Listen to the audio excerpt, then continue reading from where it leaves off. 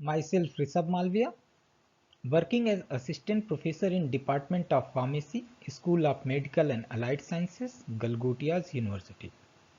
Today we will discuss about powder dosage form.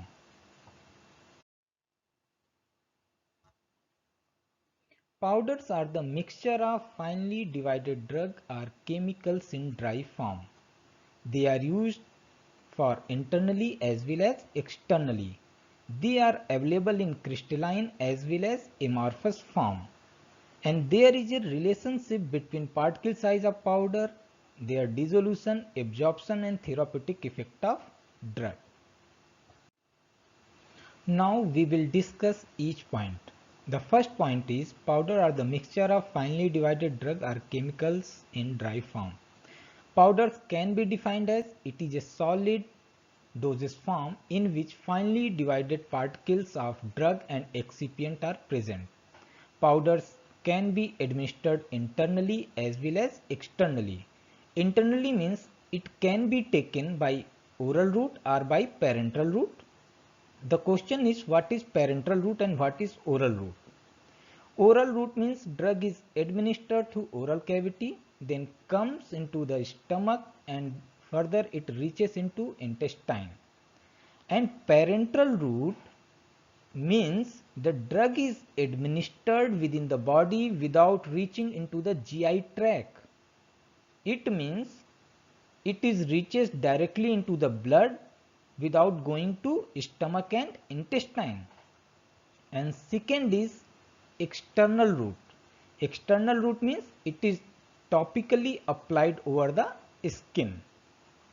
Then third point is powders are available in crystalline or amorphous form, and crystalline form of the powder is more stable as compared to amorphous form.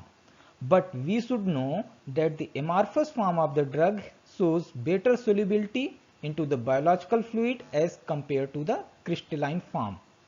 The reason behind this behavior is more lattice energy of crystalline form of the drug as compared to the amorphous form of the drug. And fourth point is relationship between particle size and therapeutic effect of drug. Particle size and therapeutic effect both are correlated with each other. Particle size shows inversal relation with dissolution properties of drug. Their particle size is inversely proportional to the dissolution of the drug. Smaller particle size which shows better dissolution, hence absorption and subsequent therapeutic effect of drug. It means smaller size of powder leads to the better dissolution of the drug molecules. Let us consider a situation. If there are two batches of paracetamol, batch A and batch B, both contain paracetamol as API. Batch A contains larger particle size as compared to the batch B size of paracetamol. Then batch A, which have higher particle size, will show less dissolution and less absorption, that leads to the less therapeutic effect of drug as compared to B. Smaller size of the particle shows good interaction with dissolution media, that further leads to the better dissolution, better absorption and then further therapeutic effect of drug. It also shows that if we have option on the basis of particle size of drug, we should take smaller size drug as compared to the larger size drug for better therapeutic effect.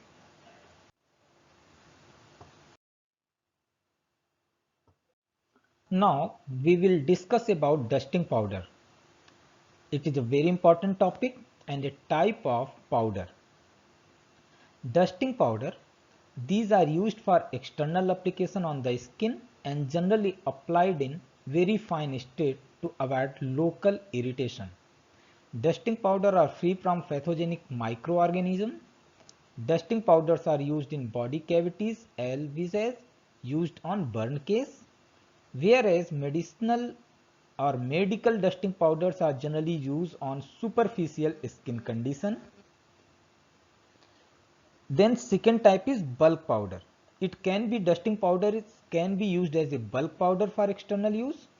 In the preparation of dusting powder, the talc or kaolin starch are used as an excipient because they are chemically inert.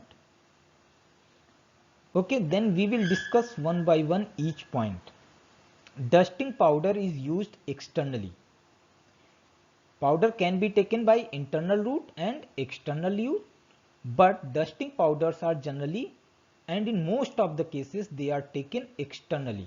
Externally means they are applied over skin.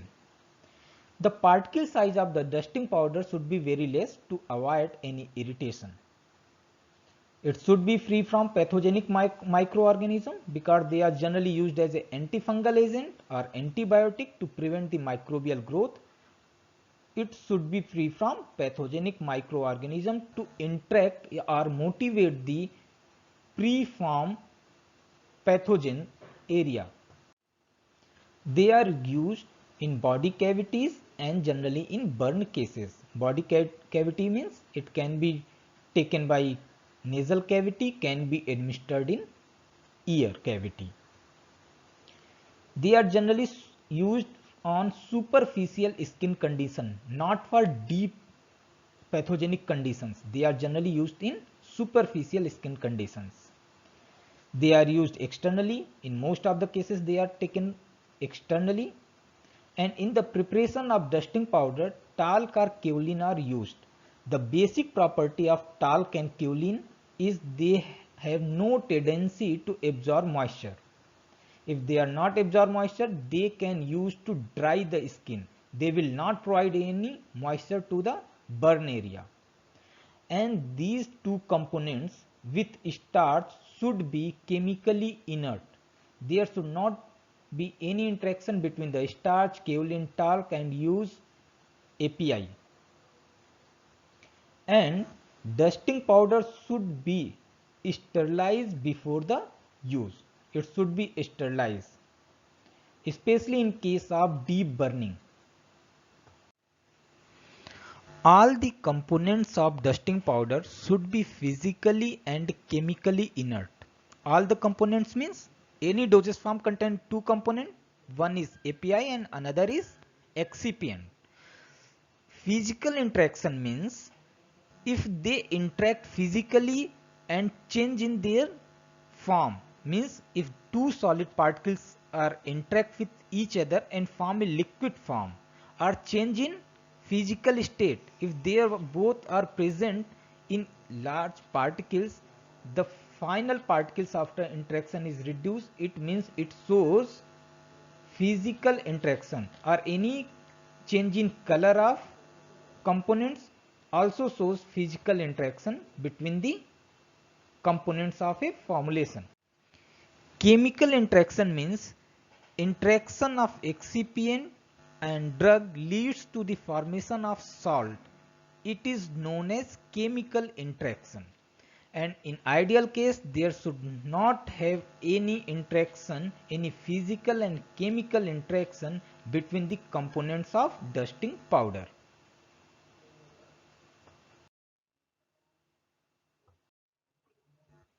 Simple and compound powder. In this form of powder, each individual dose is enclosed in paper or a particular packaging material. The number of ingredient is 1. Then it is known as simple powder, while in compound powder more than one ingredient is present. The minimum quantity of each powder should not be less than 100 mg to avoid any handling problem. In simple powder, it contains only one ingredient. It may be in crystalline form or amorphous form. While in compound powder, two or more than two substances are mixed each other and then divide into desired number of individual doses. Simply, simple and compound powders can be divided on the basis of presence of components. If only API is present, only one API is present, then it is known as simple powder. But in case of compound powder, more than one API are present. Maybe 2 or 3 APIs are present within the powder. Again, in simple powder, only one API is present, while in compound powder, more than one API is present. Number of API in compound powder may be 2, 3 or 4. And the minimum quantity of powder should not be less than 100 mg. Measurement of quantity less than 100 mg is a difficult task, and to avoid this inconvenience, the dose should be more than 100 mg. In simple powder, only one ingredient is present. It may be in crystalline form or amorphous form, and crystalline form of the drug is more stable as compared to the amorphous form, and we are already discussed about the crystalline and amorphous form of drug. Amorphous form of drug shows better solubility as compared to the crystalline form of the drug.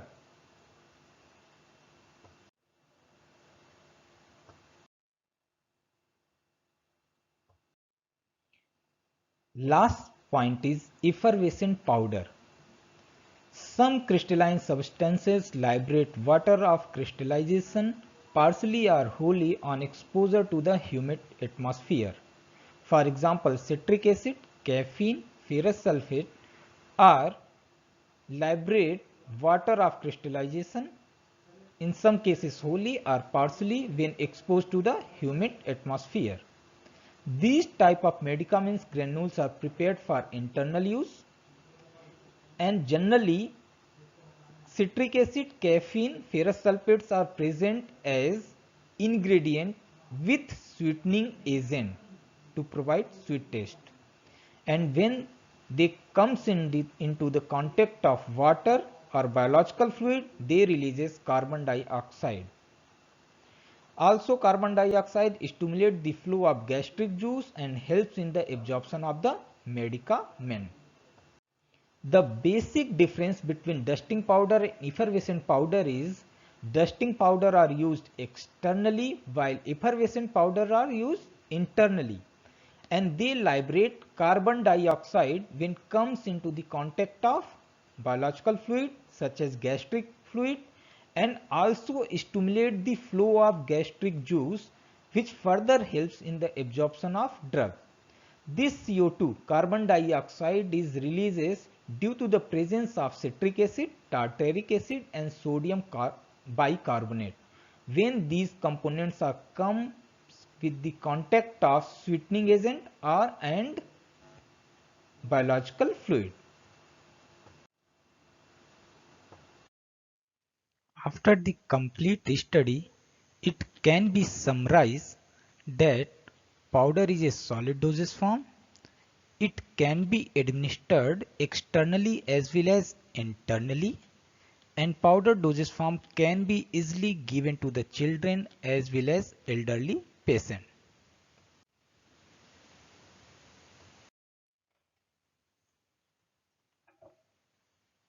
The question arises from the complete study may be define powder dosage form, differentiate between simple powder and compound powder, and differentiate between dusting powder and effervescent powder.